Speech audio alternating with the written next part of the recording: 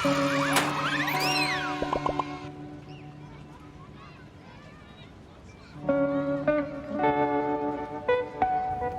Everyone, मैं हूँ नूर और आप सब देख रहे हो दिमाग खुला, जहाँ हम बात करते हैं उन कहानियों की जो सिर्फ दिमाग नहीं हमारा दिल भी खोल देती हैं। तो आज की कहानी थोड़ी सी अलग है। ये एक सब्सक्राइबर की स्टोरी है।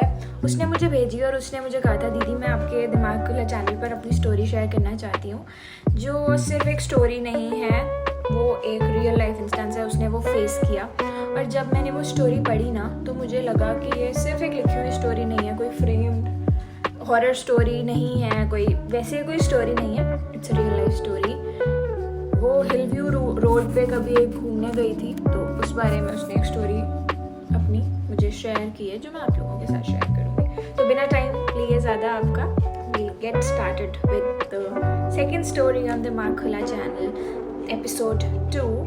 The title of the story is Hill View Road का आखिरी कमरा। Okay, so now let's begin. Story शुरू होती है कि एक रिया नाम की लड़की से।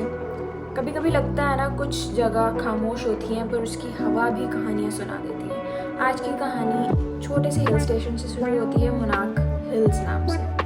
तो धुंध से घिरी हुई पहाड़ियाँ, हर तरफ बहुत फॉग है, पुरानी बिल्डिंग्स है और एक रोड है जिस रोड का नाम है हिल व्यू रोड। और उस रोड के एंड पे एक लॉज, सनराइज लॉज, जिसमें 4 कमरे हैं, एक केयरटेकर है हरीलाल, और उसके दिमाग में वही चलते हुए राज जो 3 साल से छुपे हुए हैं। रिया नाम की एक लड़की दिल्ली से आई थी वहाँ पे स्टे करने। वो बोलती है, मैं राइटर हूँ, हरीलाल जी को बोलती है मैं राइटर हूँ और मुझे एक कमरा चाहिए, मैं लिखने आई हूँ, लोगों से भागने नहीं।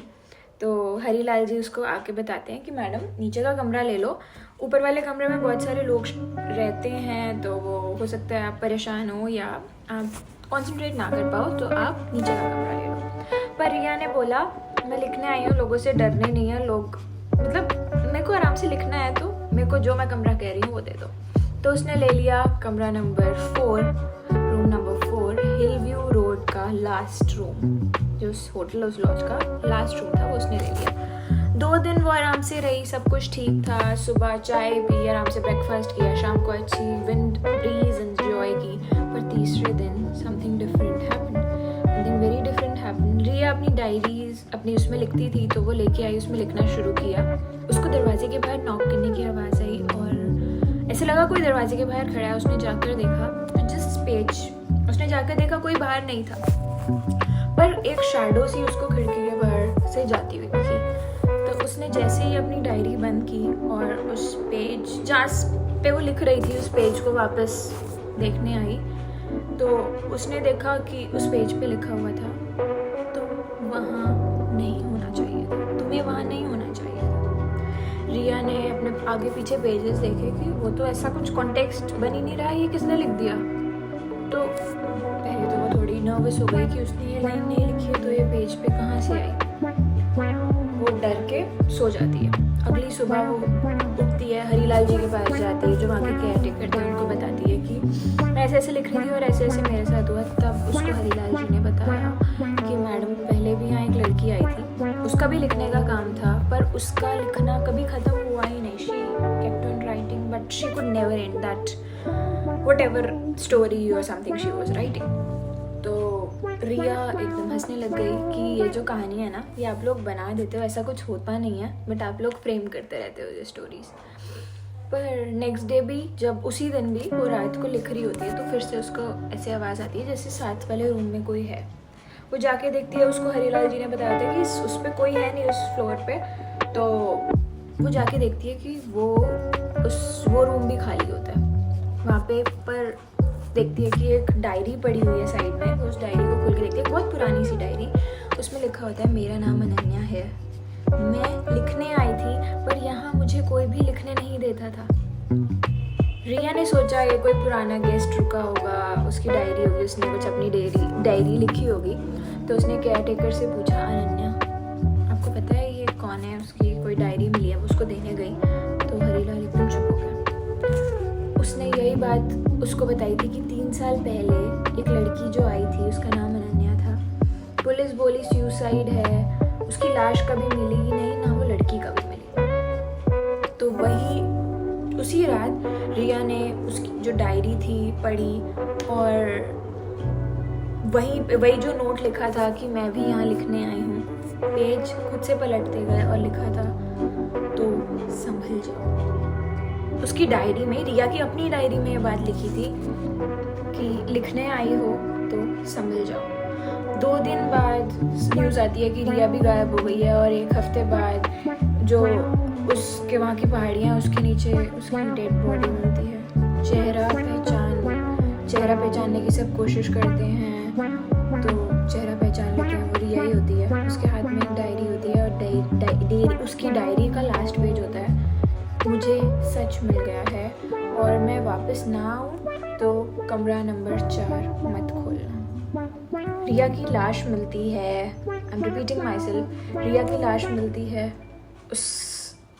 उसकी डेड बॉडी मिलती है और उसके हाथ में उसकी डायरी होती है और उसमें लिखा होता है अगर मैं वापस ना आऊँ तो कमरा नंबर 4 कभी मत खोलना। केस पुलिस के पास जाता है।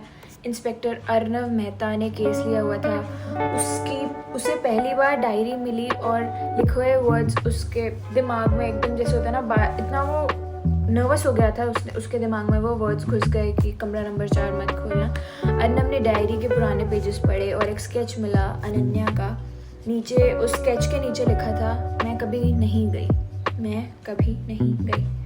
वो लॉज गया, हमारा रूम नंबर 4 देखा, मिरर पे देखा तो उस पे लिखा हुआ था he is still alive there.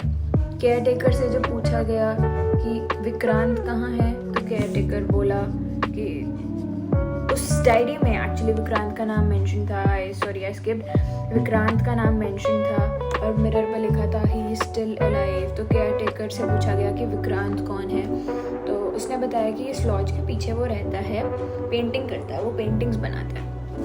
तो आरव उसके घर जाता है, अंदर सब पेंटिंग्स लगी होती हैं, अलग अलग औरतों के फेसेस लगे होते हैं। एक पेंटिंग पे रिया की फ़ोटो भी मिलती है और उस पर लिखा था द अनफिनिश्ड स्टोरी। तो आरव के हाथ से एकदम जैसे ही वो पेंटिंग उतार के देखता है डर जाता है, जैसे ही वो देखता है कि ये रिया की फ़ोटो है, उसके हाथ से पेंटिंग गिर जाती है। फ्रेम के पीछे अनन्या की फ़ोटो होती है और दोनों का चेहरा एकदम मिलता जुलता होता है। तब कहीं ना कहीं आरव सोचने की, इन्वेस्टिगेट करने की कोशिश करता है और उसको समझ आता है कि विक्रांत कोई आर्टिस्ट नहीं है, ऑब्सेस्ड बंदा है, कोई मेंटली कुछ उसको इशू है जो ऐसे काम कर रहा है, साइको है। उसके लिए राइटर्स जो हैं वो कैरेक्टर्स हैं, वो उन्हें लिखता है और उन्हें खुद कंप्लीट करता है, उन्हें अपनी स्टोरी में मारना है, उनके साथ जो भी करना है वो अपने अकॉर्डिंग करता है। वो लॉज के बेसमेंट में जाता है, देखता है कि अंदर एक छोटा सा डार्क रूम भी है, दीवार पे लिखा है अनन्याज लास्ट चैप्टर। ट्रंक के अंदर मिलता है रिया का फ़ोन, जो उनको इन्वेस्टिगेशन साइट पे नहीं मिला था, उसको वो फ़ोन मिलता है, अनन्या का स्कार्फ और एक छोटा सा कैनवस जिसपे वो अधूरी सी पेंटिंग बनी होती है। अर्नव जानता है कि सब कुछ वही था, विक्रांत ने दोनों को मार दिया और वो कहानी लिखता था। और जब वो राइटर उसको छोड़ती थी, राइटर उस स्टोरी को लिखना छोड़ती थी तो वो उसे ख़त्म कर देता था। जब विक्रांत पकड़ा गया तो उसने सिर्फ एक लाइन बोली, मैं सिर्फ लिखता था कहानियाँ, खुद लिखी गई। उस दिन हवा चल रही थी, बहुत अच्छा सा मौसम था और उस कैनवस पे लिखा हुआ था कहानी अभी तक ख़त्म नहीं हुई। वो जो कैनवस था जो उसको इनकम्प्लीट मिला था, उस पे लिखा हुआ था कहानी अब तक ख़त्म नहीं हुई। 2 महीने बाद लॉज बंद कर दिया गया, पर लोकल्स कहते हैं कि रात के टाइम आज भी तेज़ हवा चलती है तो कमरा नंबर 4 की खिड़की से रोशनी आती हुई दिखती है। ऐसे लगता है कोई वहाँ बात कर रहा है, आवाज़ आती है और लिखने के स्क्रैचेस, जैसे कोई लिखता जा रहा है, कुछ टाइप कर रहा है, ऐसे बार बार शोर आता रहता है। कुछ लोग कहते हैं कि ये कोई गया हुआ था लिखने तो उसका कोई आत्मा है या कुछ है।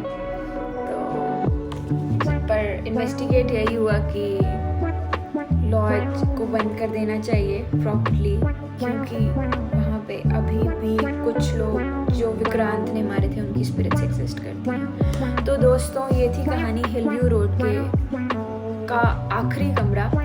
और तुम्हें ये कहानी पसंद आई, समझ आई तो लाइक करो, कमेंट्स में लिखो कि तुम भी कभी ऐसी जगह पर ऐसी कोई एनर्जी महसूस करते हो तो लेट मी नो.